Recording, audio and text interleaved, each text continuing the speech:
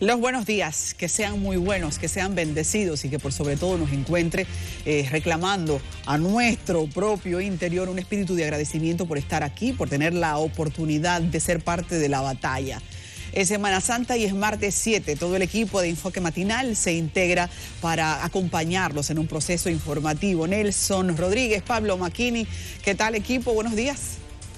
Muy buenos días país, buenos días República Dominicana. Ya yo estaba a punto de decir, no vayan al aire, que falta Adis. Acostumbrado a este aparato que te ponía aquí. Ahora estamos en una diferencia de formato. Por favor, no vayamos al aire. Pues nada, aquí estamos. Buenos días, gracias por preferirnos, por acompañarnos. Señores, volver a insistir en lo mismo, nadie se muere un día antes, según la ley de Dios. Aquí hay que vivir el día a día. En este momento está toda la vida, eso decían los confucionistas, y en la Biblia habla de que a cada día le basta con su propio afán. No se mortifique demasiado por el futuro, sino que ahora de lo que se trata es de echarle ganas a este día y sobrevivir. Ya veremos lo que nos trae el destino. Así que, como dice aquel filósofo santiaguero, Pachá, Frederic Martínez, ánimo, ánimo y ánimo. Señor Rodríguez, buenos días. Buenos días, los noto animosos. Sí, al mal tiempo, buena cara. Incluso Adi se nota y se siente enérgica por ahí. Me gusta verla. Sí. Me gusta verla. Buenos bríos. Sabes, Nelson, que he identificado algo en las últimas horas, y Pablo. El que está en la casa se está quejando porque quiere salir, el que está trabajando quiere poder quedarse en su casa, y parece que el ser humano está hecho para mantenerse en una inconformidad permanente, y hay que generar en los que nos están mirando el ánimo ahora de dar gracias, de agradecer. Hay mucha gente, y ustedes han dicho los números recientemente de manera frecuente, mucha gente sin la oportunidad de poderse quedar con el trabajo, pero hay otros en condición todavía peor, enfermos, hay otros todavía en una condición más extrema, con un fallecido. O sea, unámonos en un ruego a Dios y también en un espíritu de agradecimiento, porque estamos librando esta batalla, estamos aquí, y alguien, o veo mucha gente solo compartiendo el pesimismo. No, tenemos que darle gracias a Dios y animarnos todos, equilibrarnos todos como ecosistema de la sociedad. Bueno, precisamente yo quiero comenzar con ese ánimo y de inicio saludando y enviando el mensaje de solidaridad a los servidores de las instituciones públicas y a los profesionales de distintas disciplinas que se la están jugando en las calles. Esos son los verdaderos héroes de todo esto. Comienzo como una positiva. Hoy comienzan a pagar el subsidio del Fondo de Asistencia Solidaria al Empleado, llamado FASE. 527,000 trabajadores estarían cobrando el subsidio de 8,500 pesos hoy, según informó ayer el Ministerio de Trabajo. Y faltan más, porque son 600 y tantos mil, pero hay un 20% de empresas que no han reportado ni llenado debidamente los formularios. Es decir, que ahí está la positiva. El programa FASE comienza a aplicarse desde hoy en beneficio de 527,000 trabajadores. Hoy es martes santo, sin prisa, como decía el señor Macchini. Este año hasta estará de más el llamado aquel de cumplimiento, descanso, reflexión y recogimiento, porque eso es obligado. Así que no hay que hacer ese llamado, y tampoco la advertencia a los que vacacionan, que actúen con moderación, prudencia y sin exceso de ningún tipo. La única prédica de esos llamados consabidos que vale para esta Semana Santa y que se va a cumplir al pie de la letra es que la pasemos en familia. Exacto, en familia. Estamos, Nelson. Sí. Hay familia por un tubo.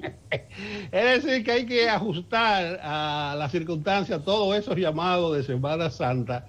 Y a propósito de familia y de quedarse en casa, si usted no tiene nada que buscar en la calle, quédese en su casa, por favor. Yo estaba haciendo una media del toque de queda y cogí los últimos 3 días, viernes, sábado, domingo, y el promedio de apresado es de 1,350 en esos 3 días nada más. Si le damos más para atrás, de seguro va a ser mucho más elevada la proporción. Entonces aprovechemos estos días y el toque de queda para quedarnos estrictamente en casa. Ahí vi que en Perú se decretó la inmovilización social absoluta, jueves y viernes santo, o sea que nadie salga y no haya ninguna actividad.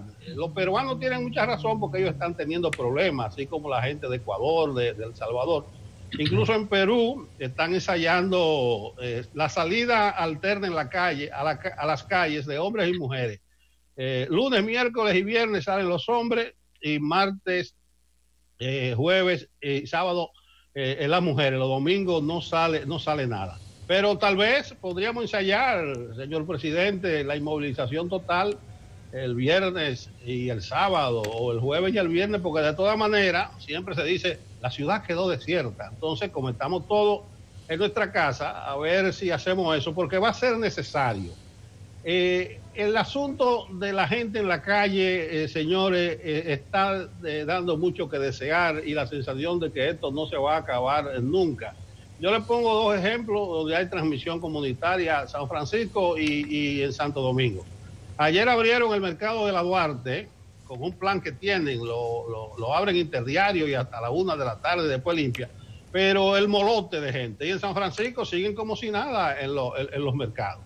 Entonces hay que llamar la atención porque si no, esto no se va a acabar. Solo 2 provincias se mantienen firmes sin caso, Liapiña y Ocoa, y sigue el distrito Santo Domingo, Santiago, Duarte y La Vega, esas 5 provincias, concentrando el 78% de los casos, y en Santo Domingo y el distrito está el 53% de todos los casos, o sea, de los 1.828. Entonces, atención con esas provincias principalmente. Las proyecciones que están haciendo algunos estadígrafos es que este fin de semana, o más propiamente el domingo y el lunes, o entre lunes y martes, estaríamos nosotros en el pico. Hablan de unos 6.000 casos para esa fecha. O sea, la proyección es con números estadísticos, pero que eso no va a ser posible si no están las pruebas suficientes y también si la gente sigue en la calle. Pero ni modo, yo concluyo recordando que después del coronavirus viene lo peor, vamos a decirle así, las consecuencias económicas y sociales. Le voy a dar un solo dato, un trabajo de Edwin Ruiz hoy en Diario Libre. Los ingresos fiscales en el mes de marzo cayeron en un 44.8%. Fíjense bien, los ingresos fiscales, o sea, lo que tiene que recibir el gobierno por las razones consabidas, pero eso da una idea. Pero la vida sigue su agitado curso en apariencia. A mí me ha apenado en las últimas horas y días que mientras más ataca el coronavirus, mientras más desconcierto y desamparo y temor hay en la población, más presencia tienen en escena los políticos y la política partidista. Ahí andan todos con el cuchillo en la boca, como Chanot, ¿recuerdan? A Chanot.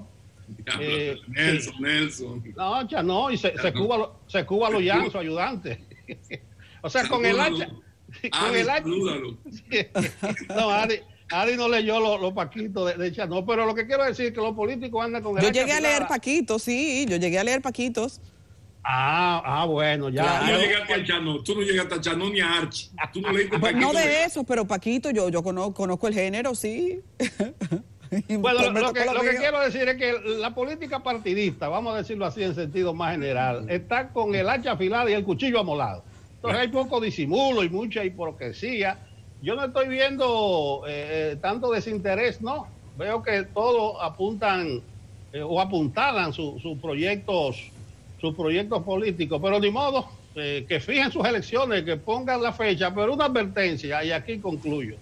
Se están equivocando y están equivocando el rumbo todos los políticos que no entiendan que en situaciones de sobrevivencia, de vida o muerte como la actual, las expectativas personales de las personas pobres no están sujetas a los vaivenes de la política. Es cómo seguir viviendo y cómo conseguir el pan nuestro de cada día. Maquito. Dígalo y dígalo duro. La verdad es que uno se quejaba antes de que tú recuerdas, Ari y Nelson, yo me quejaba en el programa y decía que tenía muchos años quejándome de que el lunes posterior a Semana Santa, como el lunes posterior a las fiestas navideñas, qué cosa tan terrible este trabajo de periodista, de ir a los matutinos a contar muertos. Uno se cansaba expresaba su cansancio por eso. Pero miren, las cosas pueden empeorar. Aquel dicho de en Semana Santa anda despacio, si estás tomando no manejes, maneja despacio, que el que resucitó a los 3 días fue Jesucristo, no fuiste tú.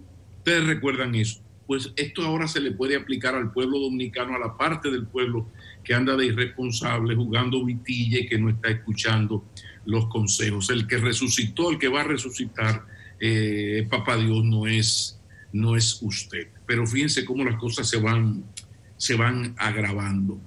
A nivel internacional, rápidamente es importante decir que el primer ministro de Reino Unido, Boris Johnson, está ya en cuidados intensivos. La cosa se le ha ido poniendo de menos a más. Ya está en el Hospital St. Thomas en Londres. Un dato importante es que España ha registrado en las últimas 24 horas 637 muertos por coronavirus, lo que marca la cifra más baja de fallecidos en los últimos 13 días. Esa es una buena noticia, como es buena noticia saber que China no ha registrado muertos por COVID en las últimas 24 horas.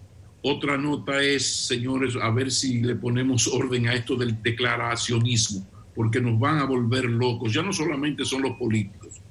Cualquier persona se inventa una nota de prensa, la envía y hace unas cosas. Y usted ve una serie de gente proponiendo cada barrabasada para que digan, el licenciado Nelson Rodríguez, candidato a tal cosa, dijo ayer, qué sé yo, qué cosa. Entonces, a ver si un poco frenamos, sobre todo ahora que hay tantas informaciones tan importantes, porque yo sé que hay épocas que no hay zafra, épocas muy secas, pero ojalá que nos pongamos en eso. El comentario central, señores, miren, yo creo que nos estamos engañando con el número de contagiados. Mientras no tenga el pueblo dominicano la opción de hacerse las pruebas o la prueba para saber si está o no está contagiado, nos estamos cayendo a mentiritas. Yo tengo un caso de Juancito Pérez Vidal, alias Tito. Es un señor que tiene una bronquitis aguda con pulmonía, va al médico, le hacen los exámenes, confirman el diagnóstico, le dan unos medicamentos y lo envían para su casa, porque necesitan saber si tiene o no coronavirus, porque de eso depende el tratamiento que le van a dar a lo interno del hospital. Pero ¿qué pasa? Que el señor termina el tratamiento que le dio el médico y lo que hace es que se empeora, le da un yello, como decimos los dominicanos, un vaído, decimos en el campo. Bueno, el tipo desesperado coge y arranca y lo llevan a emergencias. En emergencia dice, no, usted sigue con el problema, ahora tómese esto para la tos, además de lo que ya se tomó, pero mientras usted no tenga los resultados, no lo podemos ingresar. Dice, pero que yo me estoy muriendo, yo acabo de bajar una escalera de la segunda a la primera y perdí el conocimiento en la escalera. Es que no podemos hacer nada. Entonces, esa persona está en su casa desde hace qué sé yo cuántos días y todavía no es el día en que él tiene ya más de 8 días en la lista de espera de un laboratorio. Y todavía es el día en que no han ido a hacerle la prueba, que cuando le hagan la prueba hay que esperar el resultado. Entonces, este caso que yo lo manejo, porque me llamaron y me hicieron la historia, yo la confirmé y todo esto, pero es que esto no es la excepción. Cuando yo lo socialicé con mi gente, me dicen, no, imagínense que esto no es ninguna noticia. Ese es el pan de cada día. Mira, a mi primo, entonces ya comienza como nos ocurre mucho, ¿no? A mi primo tal cosa, Entonces, bueno, por consiguiente, nos estamos engañando. Estos 1.828 ya contagiados son los que se ha podido hacerle una prueba, pero anda la gente contagiada al pecho. Entonces, ¿qué vamos a hacer? Yo creo que lo de las pruebas hay que hacer lo imposible, todo lo posible y parte de lo imposible, porque es urgentísimo, muy, muy urgente el agilizar esto de las pruebas. porque si no la gente se va a seguir muriendo en su casa. Porque cuando va al hospital, el hospital dice no te puedo recibir porque no sé si ponerte en una sala de contagiados o en una sala de no contagiados, porque donde quiera tienes un problema. Entonces aquí hay decenas de personas, centenares posiblemente de personas, recluidos en sus casas esperando la muerte. Y ya han ocurrido casos de muertes en esa línea. Entonces, a ver qué vamos a hacer, qué se puede hacer ya con este asunto. Lo otro es, no más comisiones, señor gobierno, no más vedurías. Lo que queremos es que el Ministerio Público haga su trabajo, que para eso existe. Le metieron un gol al Servicio Nacional de Salud con esto de las empresas suplidoras creadas de manera urgente. Hay una serie de irregularidades que la única que ha podido ser explicada, y tiene razón, es el asunto del precio. Todo esto de mascarilla, gel con alcohol, todo eso se ha disparado en el mundo entero. Ahora, fuera de eso, hay una serie de gravísimas irregularidades que hay que averiguar. En este caso, por suerte, esto le ha tocado a un hombre como Chanel Rosa Chupani, que es una persona de la absoluta credibilidad y que todo el mundo ha salido en su defensa por la trayectoria de Chanel, que ahora se ha radicalizado y dice, no, esto no es de que yo soy o no soy, es que aquí hay que hacer una investigación, una entidad no gubernamental, y que me investiguen a mí mi patrimonio, dice Chanel Rosa Chupani. Pero el asunto no es Chanel. El asunto es qué vamos a hacer si vamos a continuar con el relajo de una cosa que se llama veeduría, pero no sirve para nada porque la veeduría no es vinculante. La veeduría es un señor que tú invitas a tu casa para que mire más o menos qué hay ahí. Y tú le muestras algunas cosas, pero tampoco él ni siquiera es un auditor forense. Son personalidades. Entonces nunca pasa nada. Ahora, quienes tienen los técnicos son los señores del Ministerio Público. Entonces, ¿cómo es posible que cada vez que aquí hay algo importante, yo creo una comisión de notables, hago una asociación de veedores, pero a la hora de la verdad, ¿dónde está el detenido? ¿Dónde está el condenado? ¿Dónde está? No pasa nada. Entonces, tiene que ser muy cuidadoso el gobierno porque, caramba, una cosa es la queja de la ciudadanía hacia el tema de la impunidad de los gobiernos del PLD. Ahora, otra cosa es que en este momento, en medio de esta crisis, con lo que está viviendo el pueblo dominicano, que haya gente ocupándose de crear en 24 horas una empresa para suplir al Estado, no cumplirle y que no pase nada y que la gente se entere, gracias a Dios. Vamos a dejarlo de ese tamaño. Ya ahorita hay unos consejos para la oposición, pero vamos a seguir avanzando, Nelson. Nelson citaba hace un momento a la gente que está en la calle y que es héroe para el país. Yo quiero citar a los que están en la calle, pero que no necesariamente son héroes, sino son los que están violando el toque de queda. Ayer cuando me tocó salir de aquí, vi con muchísimo asombro, señores, la fila en los bancos. Pero no era un banco, ese patrón se repetía en los distintos bancos por los que pasé. Y créanme que esto es gravísimo. Aquí ahora mismo hay una cuota de sacrificio importante con un único objetivo, que la gente se quede en su casa. Y yo creo que uno de los servicios que menos se puede justificar ahora mismo te saque a la calle es el banco, porque todos han digitalizado sus procesos. Yo quiero recordarle a la gente las cifras que hace 4 días, que ahora tienen que ser peores, nos diera el Ministerio de Trabajo. Unas 36.015 empresas han solicitado suspender contratos a 434.620 trabajadores en el país.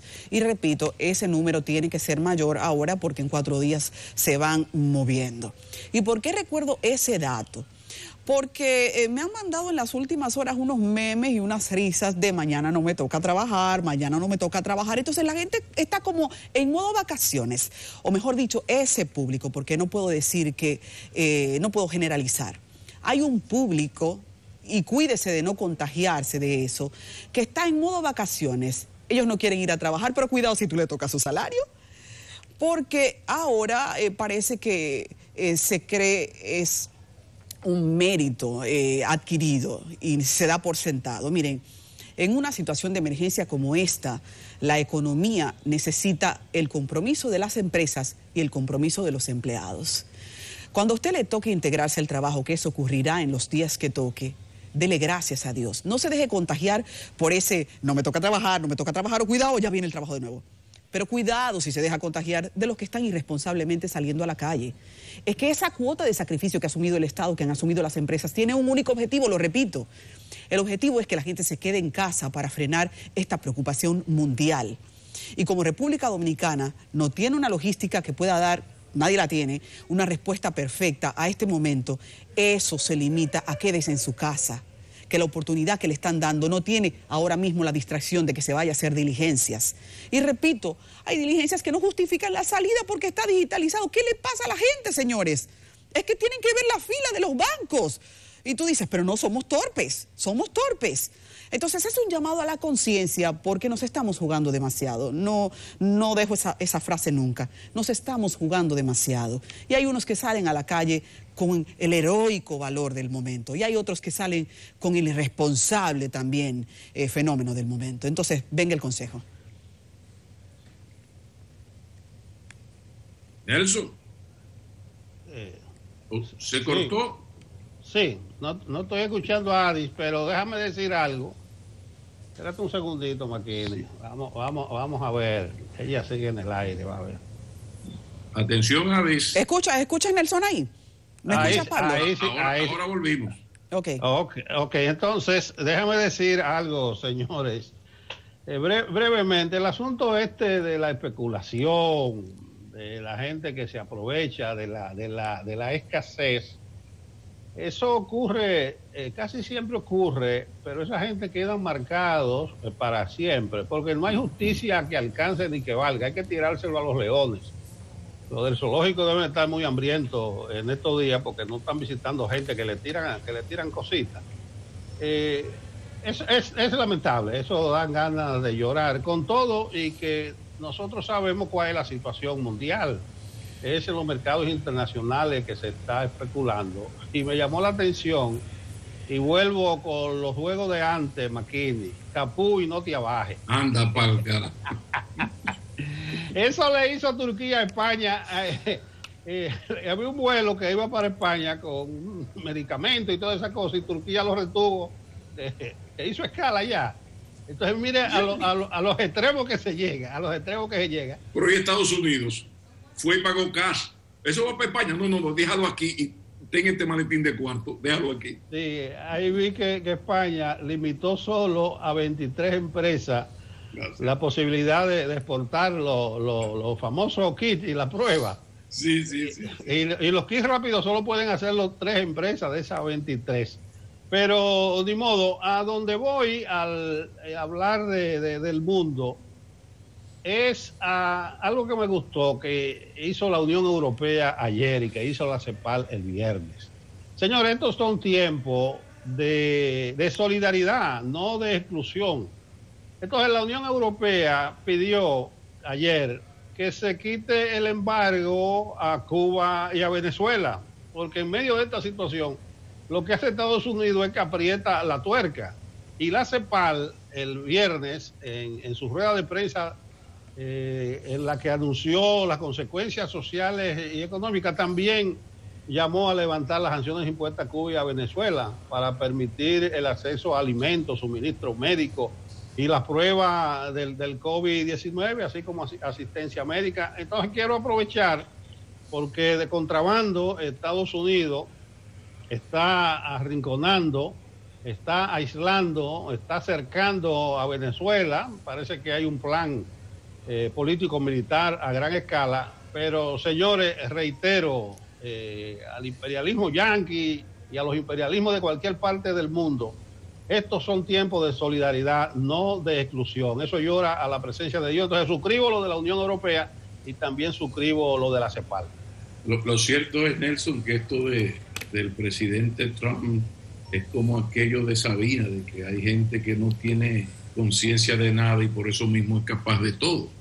Porque hay que imaginarse en este escenario mundial, con lo que está viviendo el mundo, en este momento, tú pretendes una invasión a Venezuela, le haces un cerco con barcos militares. ¿Qué estará pasando? Porque cada vez que la ONU se pronuncia para el fin del embargo a Cuba y este no se cumple, nos dice que es realmente la ONU en última instancia, porque es lo mismo que con los Estados Unidos, que evalúa quién respeta o no respeta los derechos humanos, pero sus grandes socios son Israel y Arabia Saudí, por ejemplo, y la economía y su economía parcialmente la salva un régimen comunista que, según la misma CIA, se come a los muchachitos chiquiticos. Entonces, la verdad es que es inimaginable, ¿no?, que en este momento se esté preparando lo que se está preparando en contra de Venezuela. Que a usted le guste o no le guste el gobierno de Venezuela es otra cosa, pero este no es el momento para hacer esas cosas, y para todo lo contrario, es para hacer una pausa y vamos a evitar que esta pandemia siga avanzando. Un consejo a la oposición. La oposición tiene que entender que no puede competir con el gobierno, es decir, con su candidato a la presidencia en recursos, porque ese es un pleito que ya está perdido antes de comenzar, por miles de razones. Primero, por el presupuesto, porque con nuestros dineros se crea un presupuesto, y el presupuesto lo maneja el gobierno de un partido que es el partido del candidato. Entonces tienen ahí 1.000 millones que manejan, perfecto. Pero también cuando tú estás en el gobierno, a quien tú tienes alrededor es a los suplidores que tú tienes una relación de relativa dependencia, porque tú eres el que paga. Por consiguiente, a un candidato presidencial de un partido de gobierno, lo único que no le va a faltar es dinero, donaciones cariñosas, desinteresadas, pónganle comillas, que le van a hacer todo el que necesita estar cerca de un gobierno, porque hace negocios con ese gobierno y porque hay que pagarle un dinero, y el dinero es escaso. Entonces, tú intentar competir de que Gonzalo agarró su avión y lo mandó para China, hizo tal cosa. Bueno, Gonzalo Castillo es el candidato oficial, exministro de Obras Públicas, y si algo faltaba, es un hombre que tiene una fortuna personal. Entonces, ¿cuál es el trabajo de la oposición? Lo que sí puede hacer y debe hacerlo: acompañar a la gente. Acompañar a la gente, que el pueblo dominicano sienta de alguna manera que ese líder político opositor está de su lado. Y hay formas de hacer estas cosas. Claro, el mejor en estos temas de comunicación política, porque imagínense si Leonel Fernández es duro en esto de la comunicación política, que en el año 82, es decir, que Adis no había nacido, fue nuestro profesor de Sociología de la Comunicación, para que entendamos. Es decir, que en el año 82 ese señor fue el que nos recomendó las primeras lecturas de Sociología de la Comunicación, eso que ahora se llama más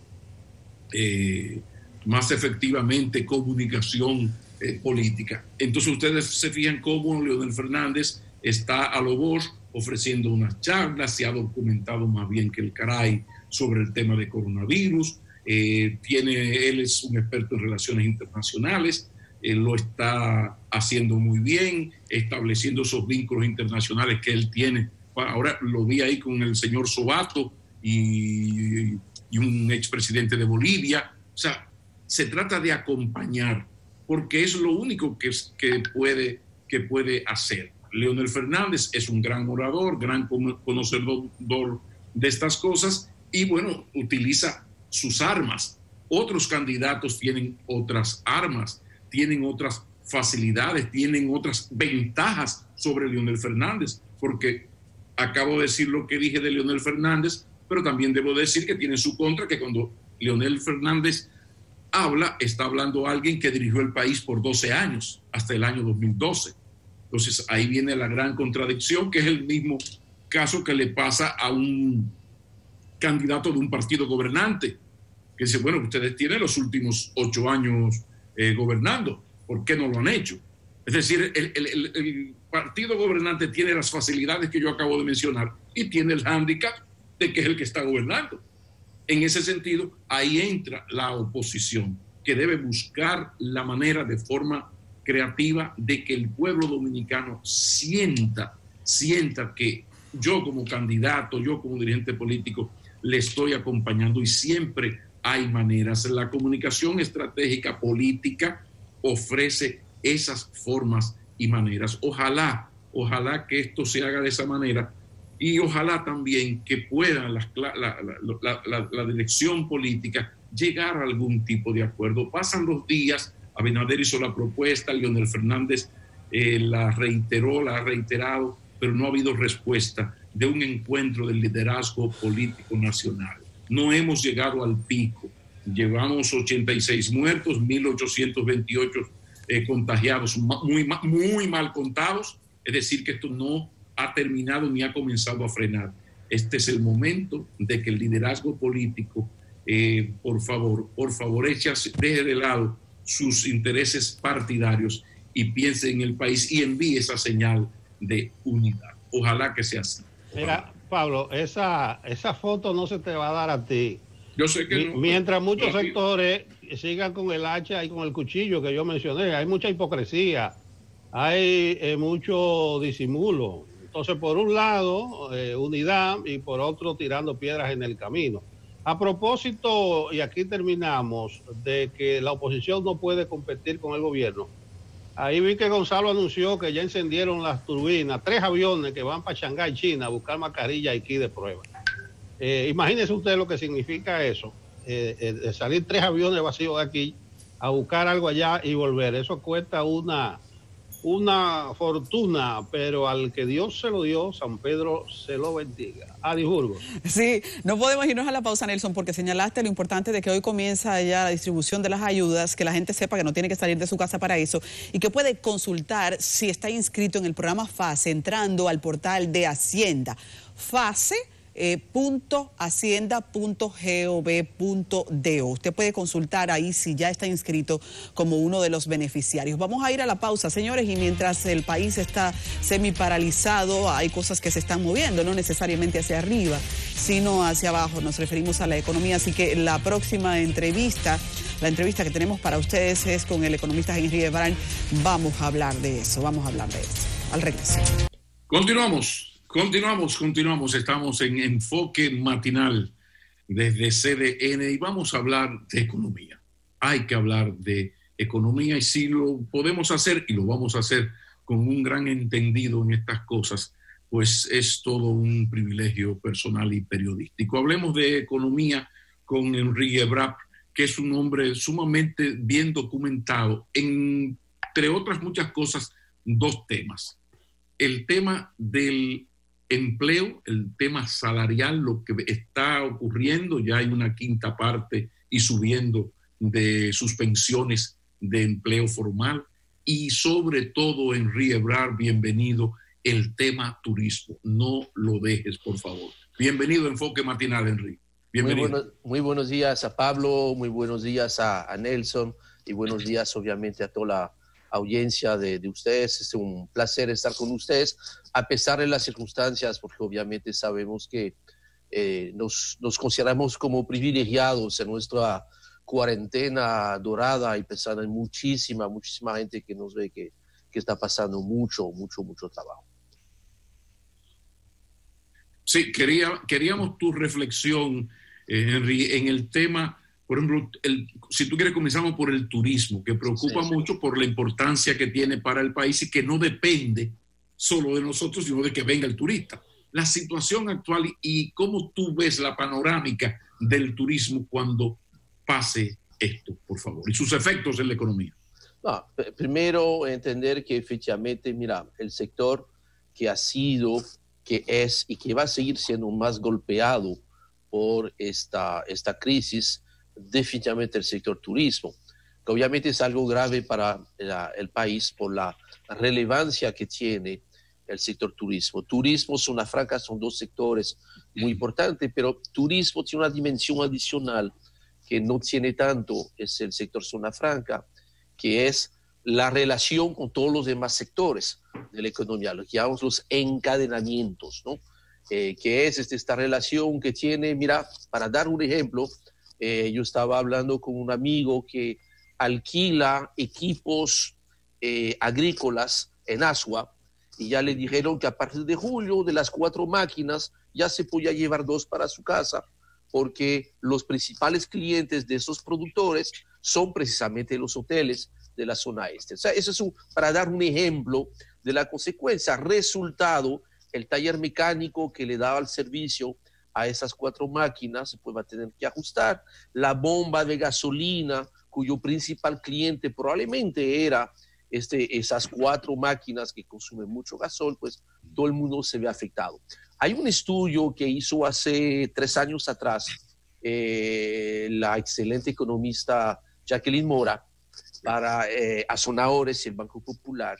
Ella calculó que el sector turismo representa por sus conexiones directas e indirectas alrededor del 22% del Producto Interno Bruto de la República Dominicana. O sea que estamos diciendo que esta crisis está afectando la quinta parte de la economía dominicana y con circunstancia agravante. Y es lo más preocupante porque, mira, estamos hablando ahí de cosas a nivel macroeconómico. Por eso yo quise dar un ejemplo de la vida real. Yo creo que no debemos de perder de vista en esta crisis que la economía es la economía del día a día, del ciudadano de a pie, que es el que está siendo más golpeado por esta crisis. Empleo, turismo representa entre directo, indirecto, formal, informal, un poquito más de 1 millón de empleos. Entonces, cuando tú ves que a mitad de marzo,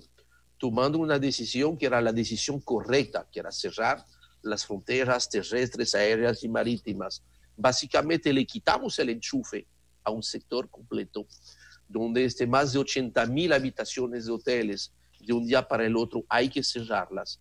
Esto es una crisis sin precedente en la historia de la humanidad y, por supuesto, en la historia económica. Eso va a tomar mucho tiempo. Es el sector que más rápidamente fue afectado y el sector que más tiempo le va a tomar regresar a esa situación, porque por más que imagina que ya en julio estamos poco a poco ya abriendo de nuevo los hoteles, no es verdad que hay turistas desde Europa, desde Rusia, Estados Unidos, Canadá, Colombia, Brasil, haciendo fila para entrar en esos hoteles.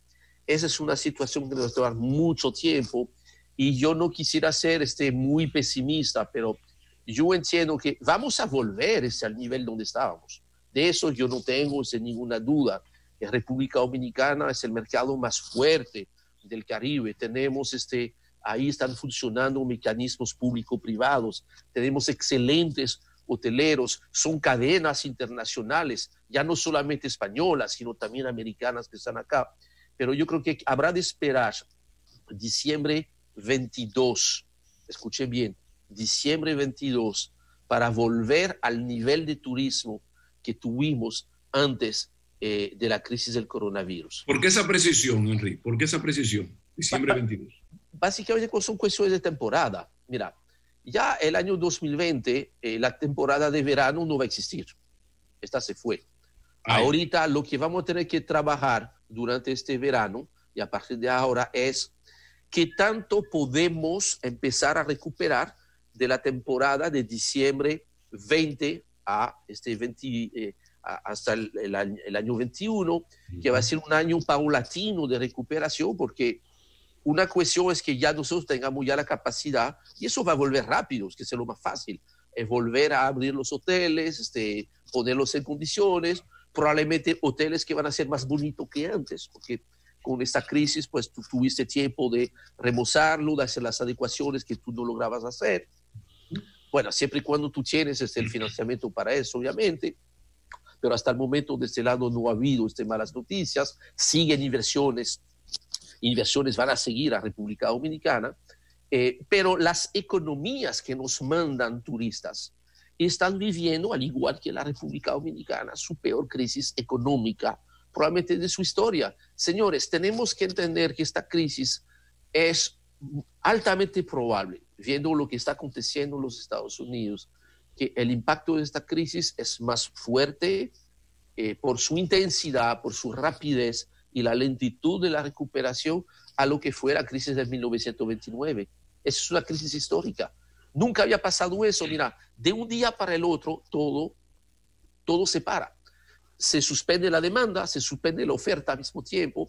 Eso solamente existía en los libros de textos, lo que llaman el sudden stop, ¿no? La parada súbita. Eso es lo que nos ha acontecido. Y no sabemos a ciencia cierta por cuánto nos va a tomar. Tenemos la esperanza que en el caso de la República Dominicana, a partir del final del mes de abril, quizás lleguemos ya a lo que será el pico, ¿no? de infectados, muertes, y que poco a poco todo el mes de mayo vaya disminuyendo y a partir de julio empezar a volver a la vida. Ahora, Henry, sí, lo que torna más complejo esto es lo que tú dices del entorno internacional también en crisis. Claro. O sea que no es solo un problema de nosotros, pero yo quisiera tu valoración de la medida de ataque, vamos a llamarle así, del gobierno a la situación. Hay varios programas sociales, hay varias iniciativas de protección al aparato productivo. Una valoración general, por favor. No, mira, sin duda alguna, y yo recuerdo, porque lo habíamos comentado, ¿no?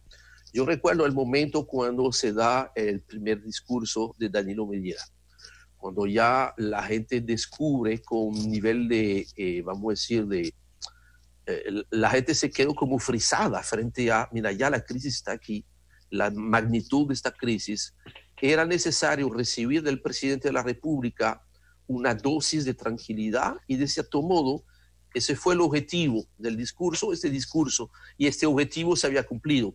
Era decirle a la gente, mira, nadie se va a morir de hambre, vamos a distribuir comida. Nadie se va a morir porque no tiene dinero, vamos a distribuir este dinero y no se preocupen los que han perdido sus empleos, que vamos a tener un programa para los que fueron suspendidos y un programa para evitar que las empresas suspendan. Eso es el primer acto. Hasta ahí todo va muy bien. Segundo, después ya empezamos a ver cuáles son las medidas.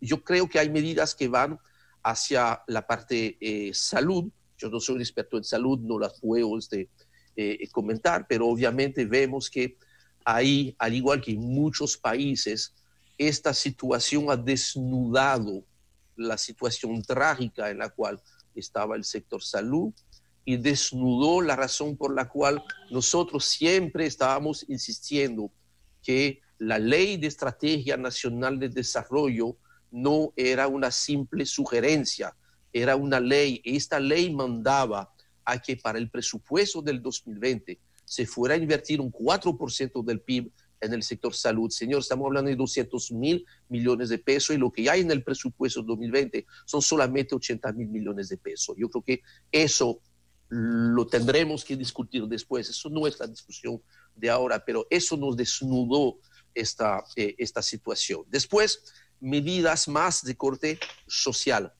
Señores, hoy en día hay gente que se ha despertado, que anoche no ha podido comer y que si no sale de su casa hoy, no tiene forma de resolver a menos que los programas estatales que se anunciaron, transferencia de dinero, distribución casa por casa, si esos programas no funcionan con alto criterio de eficiencia, hay gente que va a seguir sin comerse hoy. Entonces, esos programas que creo que son los correctos, nunca van a ser suficientes, obviamente, siempre hace falta más comida, hace falta más dinero.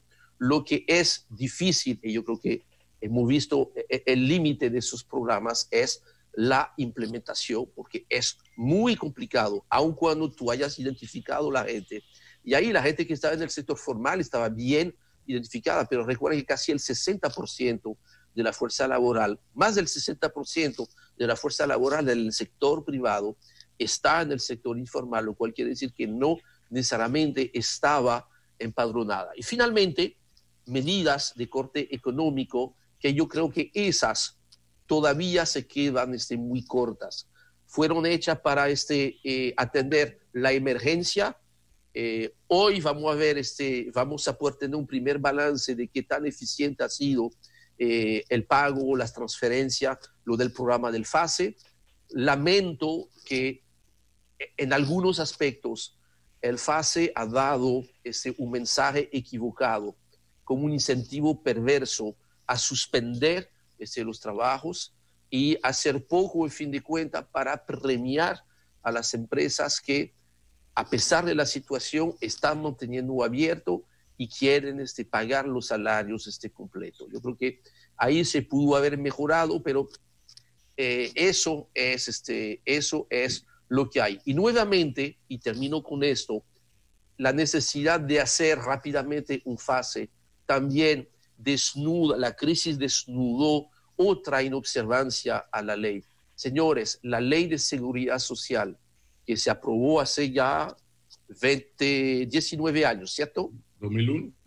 2001, la 8701, mandaba a crear un seguro de desempleo. Esta parte, que es una ley, que no es una sugerencia, nunca se implementó. Y ahí, culpa de todos. O sea, no es culpa ni de este gobierno, ni de los anteriores, de todo el mundo, incluyendo los propios sindicatos, incluyendo los propios empleados, el sector privado en general. De haber tenido este mecanismo implementado, hay mucha gente hoy en día que estaría en una situación menos apremiante. Bueno, esto ha sido tan terrible que algo bueno nos va a traer, porque fíjate cómo tú has recordado esa parte de la ley del 2001 que no se ha cumplido, la parte de la ley de Estrategia Nacional de Desarrollo que no se ha cumplido. O sea que en parte vamos a cosechar también nuestras falencias y cierto nivel de responsabilidad que ha habido. Pero hay un tema fundamental y que ha caracterizado la economía dominicana, que es esto de la estabilidad macroeconómica. De repente se cae el empleo, ya recordaba que el 20% de los formales, porque entonces si nos metemos en la mayoría, que son los informales, ahí sí que pique y se extiende. Pero si metemos también el tema de las remesas con Estados Unidos prácticamente en una recepción ya anunciada, si nos metemos aquí con el turismo que acabas de explicar, que con Dios y la Virgencita Altagracia quizás a finales de diciembre podría ir cogiendo el ritmo, si tú le sumas a eso el tema del narcotráfico y del lavado de activos, que es ilegal y es inmoral, pero es lo que parcialmente mantiene los barrios carenciados del país. Ante ese escenario, ¿podrá don Héctor Valdés Albizu y esas reservas que se han logrado acumular en el banco soportar la presión hacia el peso dominicano de la divisa estadounidense? Cómo no, mira, esa es una de las preguntas obviamente más importantes, porque este tema macroeconómico, si tiene problemas, rápidamente se traduce por una catástrofe a nivel microeconómico. Todo el mundo recuerda la crisis bancaria del 2003, ese 2004, ¿no? Que llevó a la pobreza a más de 1 millón de gente.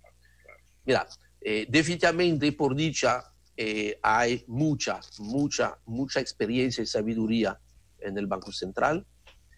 Hay recursos en el Banco Central que quizás no había hace 10 años. Y entonces, claramente, las medidas que anunció el Banco Central, que fue el primero en anunciar medidas, que son medidas que funcionaron antes, pero ojo con eso, siempre funcionan muy bien antes, que eran crisis quizás un poquito diferentes. Yo creo que las medidas que muy correctamente anunció el Banco Central nos van a servir de mucho, no ahorita, eso no resuelve lo de ahorita mismo, sí ayuda obviamente ahora por el discurso positivo que siempre le corresponde a un gobernador del Banco Central, especialmente el que nos toca acá, que él maneja muy bien esta comunicación. Pero esas medidas que de cualquier modo no tienen un efecto inmediato, sino que un efecto difuso, son las medidas que van a empezar a acompañar la economía dominicana cuando empezamos a salir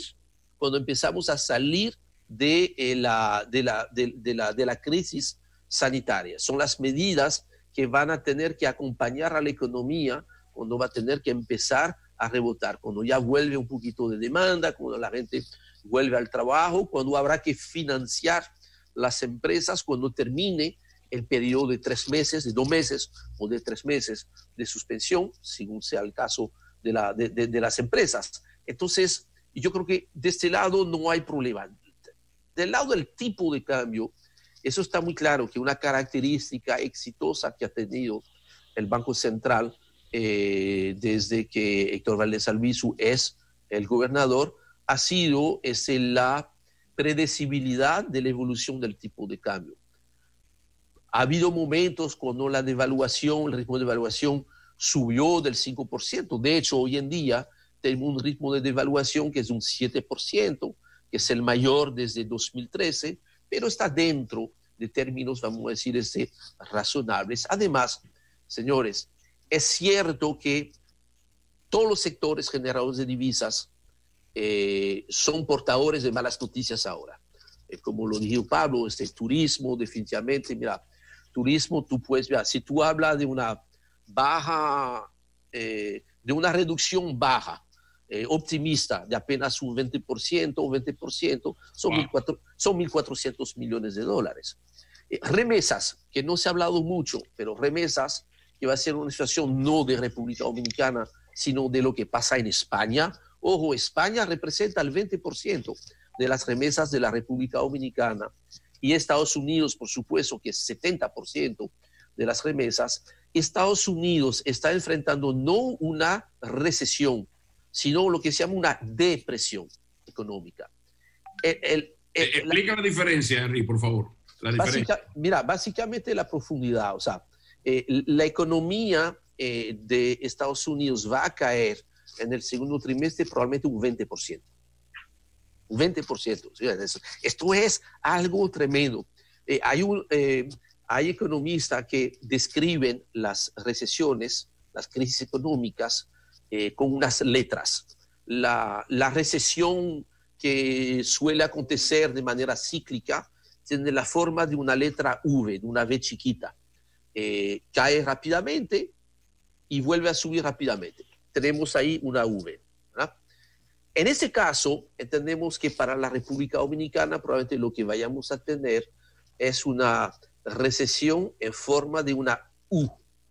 Hay una caída bastante abrupta, después hay un periodo más o menos...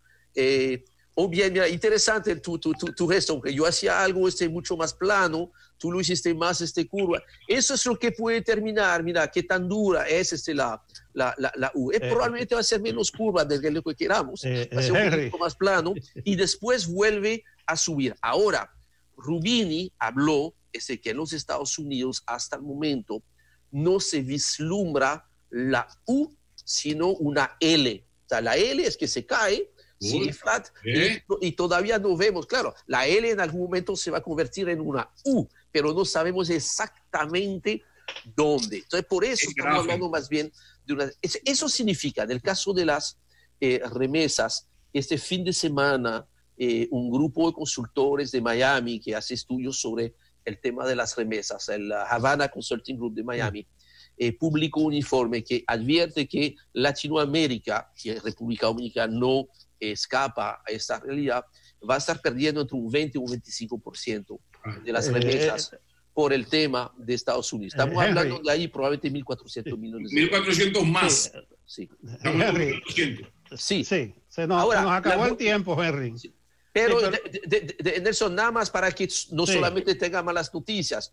Por dicha, hasta el momento, donde la Virgen de la Altagracia sí ha trabajado para bien de la República Dominicana, es que ella ha hecho que se pelearan los árabes con los rusos y con los americanos y que hasta el momento no hubo acuerdo entre los países productores de petróleo para reducir la producción. Eso es lo que ha permitido que los precios del petróleo hayan caído tanto que esta caída hasta el momento compensa a nivel macroeconómico, solamente a nivel macroeconómico, esos dólares que nos ahorramos en petróleo son los dólares que están operando al otro lado. Pero ojo con eso, y ahí tiene que ser vigilante la Virgen de la Altagracia, ayudarse con la de las Mercedes probablemente, porque esta semana, el jueves, está previsto un acuerdo entre Estados Unidos, Rusia y Arabia Saudita. Si se logra este acuerdo, que va a reducir drásticamente la producción de petróleo, entonces pudiéramos volver a tener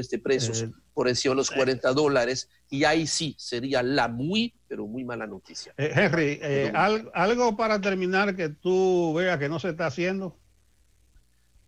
Bueno, mira, lo primero, dos cosas. Yo creo que sería bueno tratar de llamar a una especie de unidad nacional alrededor de todos esos temas, y especialmente para confeccionar algo que ya tuvimos que votar al zafacón, que es el presupuesto del año 2020. Señor, este presupuesto ya no sirve. Hay que volver a hacer este presupuesto, que estamos muy temprano en el año. Eso permitiría hacer que este periodo político electoral que complicó la economía antes del coronavirus no sea un factor adicional de complicación al coronavirus.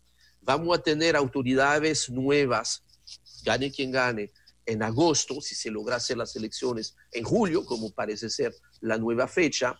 El paquete que va a recibir el nuevo gobierno, gane quien gane, no es fácil. Sería bueno que muchas cosas se vayan discutiendo ahora para hacer un nuevo presupuesto 2020. Eso ayudaría a la transición, y ahí creo que todos ganamos, tanto el gobierno que sale como el gobierno que entra. Bueno, Henry, antes de despedirte, vamos a meter la cuña de enviar un saludo y un abrazo de recuperación, de pronta recuperación, precisamente al director de presupuesto, que ahora sí es verdad que necesitamos a Luis Reyes, así que sigue en casita recuperándose, porque tú sí que eres importante en esta coyuntura. Gracias, Henry.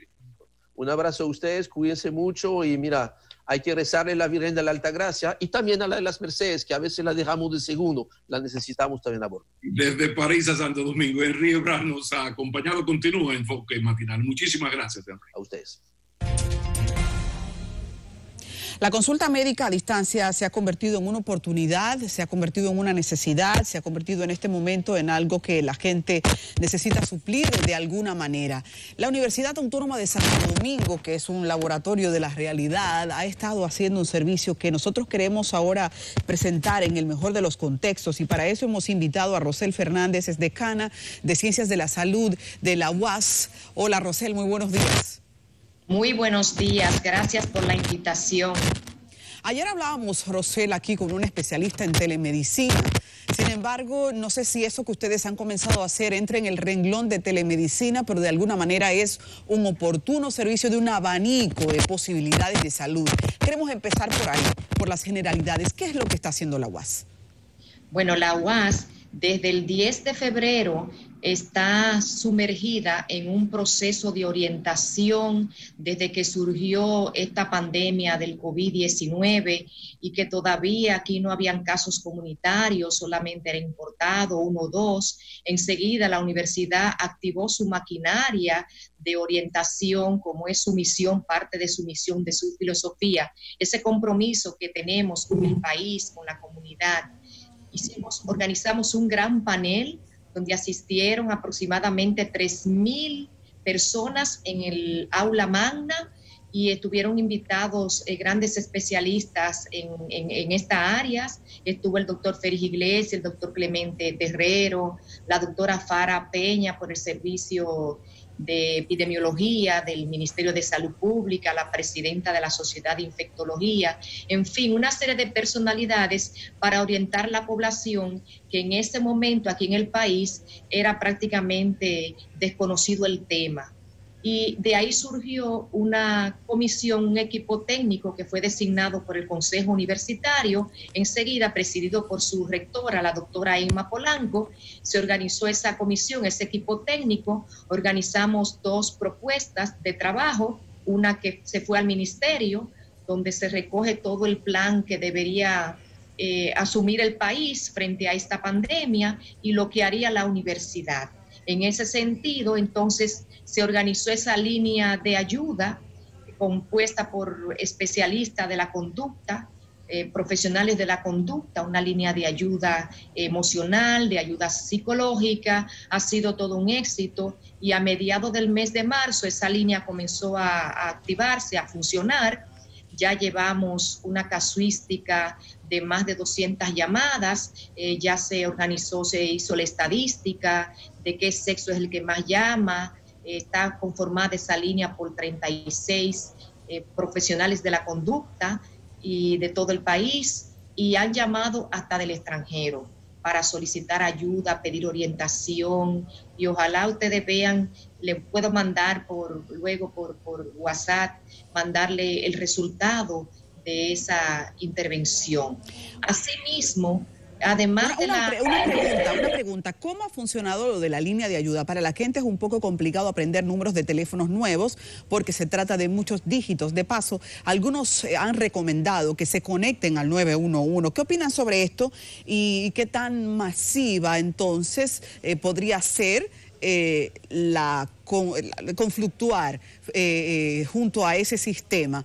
¿Por qué han elegido tener 3 líneas que son particulares?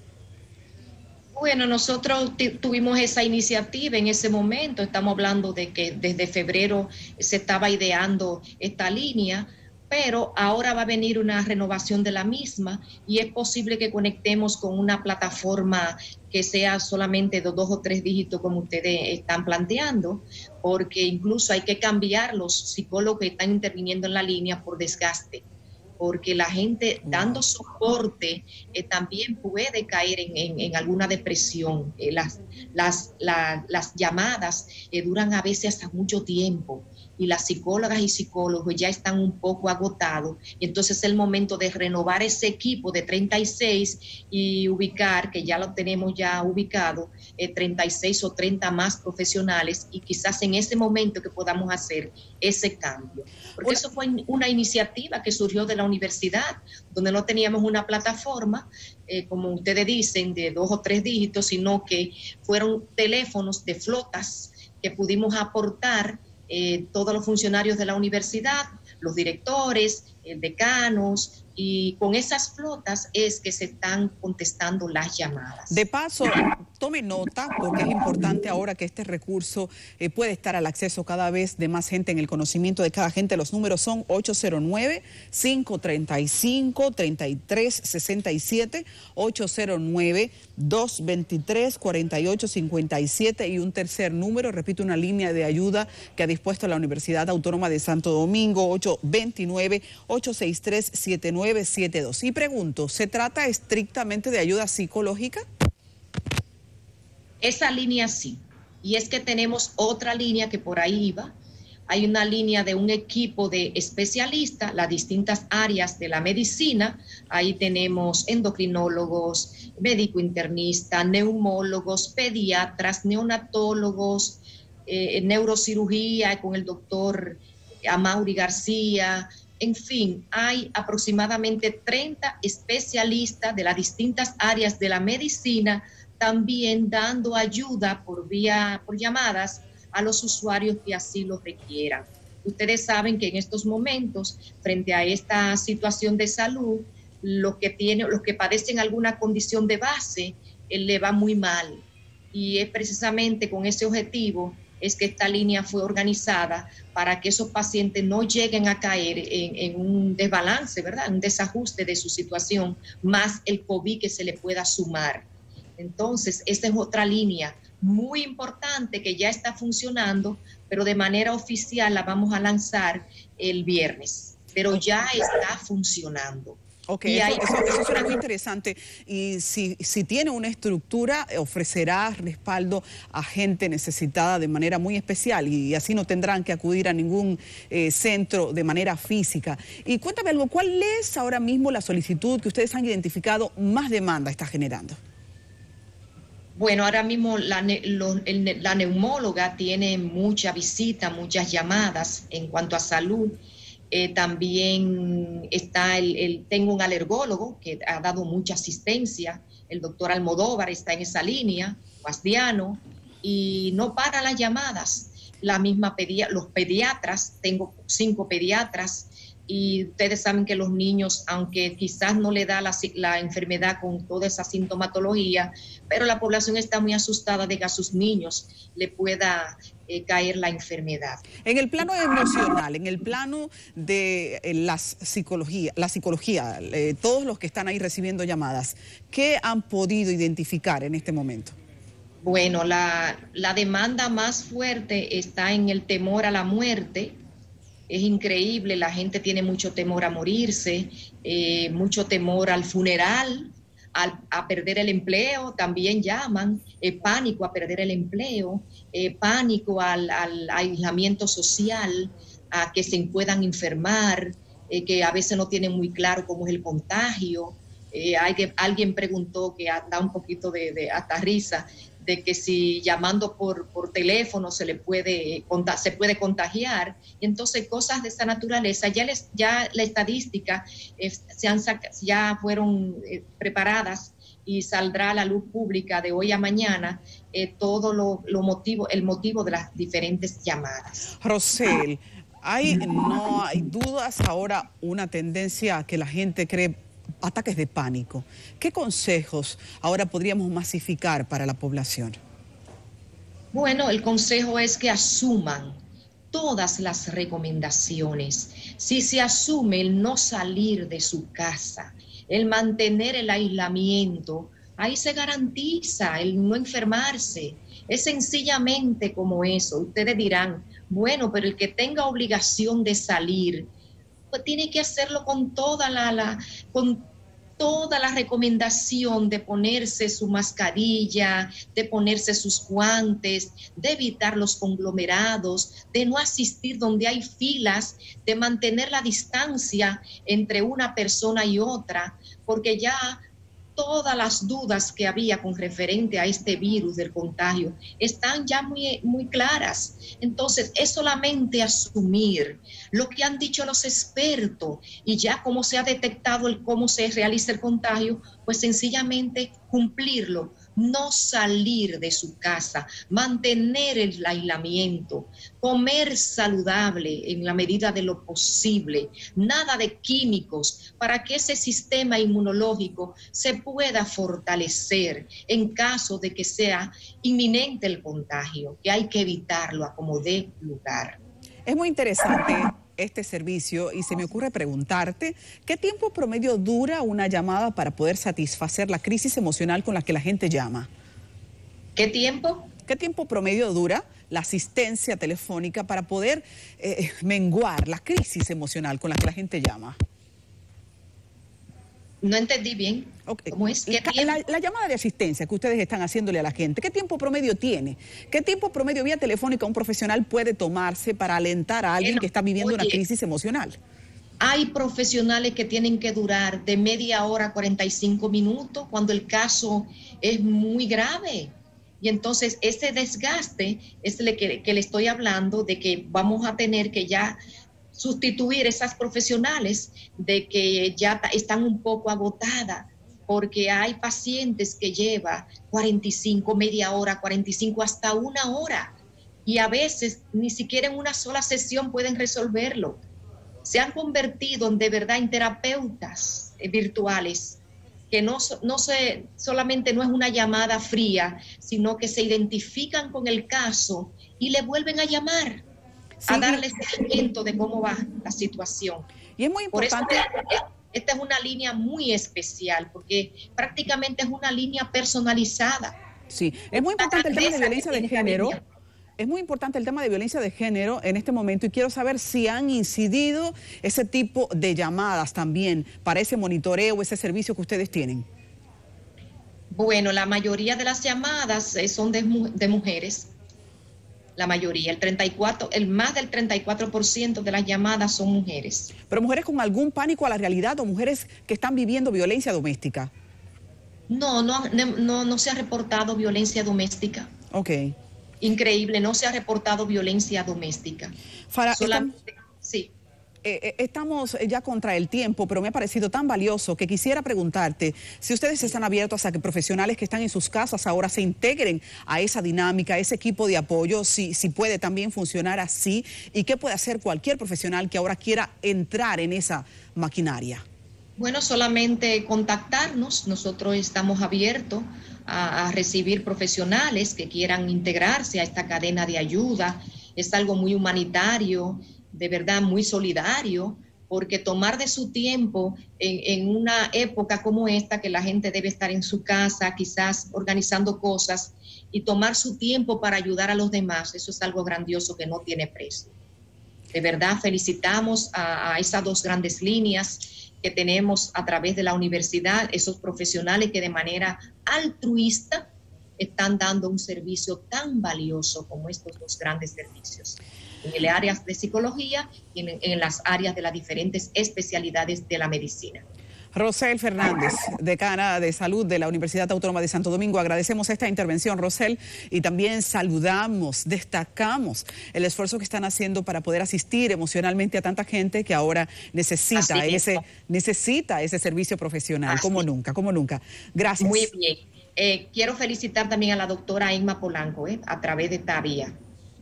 Gracias. Así es todo un equipo humano que ha hecho que esto se haga realidad, y ojalá esa plataforma pueda de alguna manera, luego que esto se rebase, que confiamos en Dios sea pronto, dar un servicio permanente, una asistencia que se quede siendo también ese compromiso social de la UAS. Señores, vamos a una pausa. Hemos llegado a la parte final. Nelson, Pablo. Bueno, sí, señores, esto es hasta mañana. Déjame recoger los bates. Y cómodo el recorrido que voy a hacer yo. ¿Para dónde va ahora? ¿Para dónde va? Unos 5 metros más ahí al cuarto del lado. ¿Y tú, Pablo, para dónde vas? Pablo, ¿no me escuchas? Dime. No, ¿para dónde vas ahora? ¿Dónde vas de viaje ahora ahí dentro de la casa? No tengo ahora una conferencia de prensa en la cocina con un mangú que me está esperando y me está señalizando. Pero por cierto, que guarden el video del joven de Jaina, porque a partir de ese video vamos a hacer un necesario análisis y de las implicaciones de eso. Estamos lanzando a la gente a sus 15 minutos de fama, y la penalización no seduce a la gente a comportarse correctamente, pero de eso vamos a hablar mañana, porque ya no hay tiempo para más. Tengo la información, Pablo, que la policía suspendió eso porque cogieron un cancito, o sea, desafiaban 15 minutos de fama y que se excusaban, entonces ya no le van a dar cámara ni le van a permitir hacer ruido. Hasta mañana, entonces. Se les quiere, chicos, se les quiere. Hasta mañana.